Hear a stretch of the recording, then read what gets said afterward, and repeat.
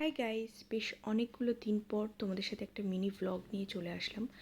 বিশেষ করো ফোনে প্রচুর প্রচুর ভিডিও আছে, কিন্তু একটা ভিডিও আপলোড করতে ইচ্ছা করছে না। বলতে পারো মন মানসিকতাই সেরকম নেই।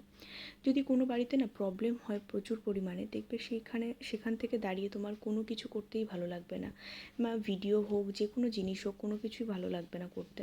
তো আমার ক্ষেত্রেও ঠিক সেম সেই রকম একটা জিনিস হয়েছে। এত প্রবলেম ফেস করতে হচ্ছে, তো আলটিমেটলি আমারও একটা ভিডিও আপলোড করতে ইচ্ছা করছে না। ইনফ্যাক্ট কোনো শর্টসও ছাড়তে ইচ্ছা করছিল না। তো সেসব কথা তোমাদেরকে আমি একটা পরে বড় ব্লগে তোমাদের সাথে ভেবেছি শেয়ার করব। তো এখন ছিলাম হচ্ছে আমি বাপের বাড়িতে, আর দিনটা ছিল হচ্ছে ভাইয়ের বার্থডের দিন। সকালবেলা ঘুম থেকে উঠে ব্রেকফাস্ট করলাম। ব্রেকফাস্ট করার পর মা বলল, ভাইয়ের পায়েসটা আজকে তুই বানা।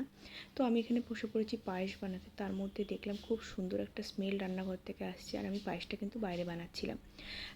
তো এখানে দেখলাম মা হচ্ছে লাল লাল মাটনের ঝোল করছে, আর দেখে না সিরিয়াসলি এখনও মনে পড়ে যাচ্ছে, এত টেস্টি হয়েছিল কি বলবো।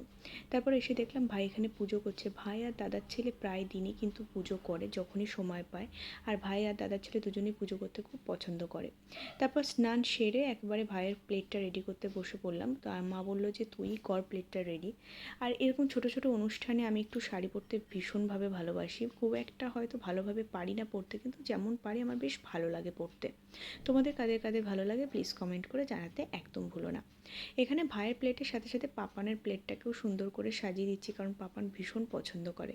আর এই প্লেটে ছিল ভাইয়ের 5 রকমের ভাজা। আর ভাই হচ্ছে সেরকম খুব একটা যে কোনো জিনিস খেতে পছন্দ করে না। তো খাবারের মেনুতে সেদিন ছিল আম ডাল, 5 রকম ভাজা, কাতলা মাছের কালিয়া, মাটন, এখানে পায়েস। আর পায়েসটা কিন্তু পুরোটা আমি রান্না করেছিলাম, প্লাস ডেকোরেশনটাও করেছিলাম। তারপর ছিল চাটনি, পাঁপড়, দই, মিষ্টি, সব রকমই ছিল।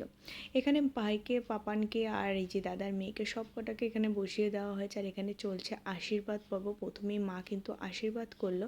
আর পাপানের মুড অফ হচ্ছে, পাপানের মাথায় ধান দুব্বো কেন দেওয়া হচ্ছে এই জিনিসটাও বুঝতেও পারছে না, আর বোঝালেও বুঝতে চাইছে না। আর এখানে এই পুচকিটাকে দেখো, সারাটা দিন এটা ঘুমায়, এটা মানে কোনো রকমেই চোখ খুলে কিছুতেই তাকাতে পারছে না। তারপরে চলে আসলো এখানে দাদার ছেলে, মানে অনেকগুলো পুচকু নিয়ে আমাদের সংসার এখানে। তারপরে বসে পড়লাম আমি আশীর্বাদ করতে। আর এখানে আমি ভাইকে, পাপানকে, পুচকু সব কটাকে এখানে আশীর্বাদ করলাম। আর আমি কিন্তু টোটালি খালি হাতে আশীর্বাদ করেছি, কারণ তখন আমার বর এসে পৌঁছায়নি, তাই গিফট দিতে পারিনি। তো পরে ওর গিফটটা দিয়ে দিয়েছিলাম। আর এখানে দাদার ছেলের নাচটা একবার দেখো। তো আজকের ভিডিওটা এই পর্যন্ত। পরের ভিডিওটা দেখার জন্য তোমরা কিন্তু প্লিজ ওয়েট করে থেকো আমার জন্য। আর পরের মিনি ব্লগে কিন্তু খুব একটা ভালো জিনিস আছে, আমরা কোথায় কোথায় গেছি এরপরে তোমাদের সাথে নিশ্চয়ই শেয়ার করবো। আজকের মতন টাটা, সবাই ভালো থেকো, সুস্থ থেকো, আর সবাইকে কিন্তু খুব ভালো রেখো। তো আজকের মতন চলি, কাল আবার দেখা হবে।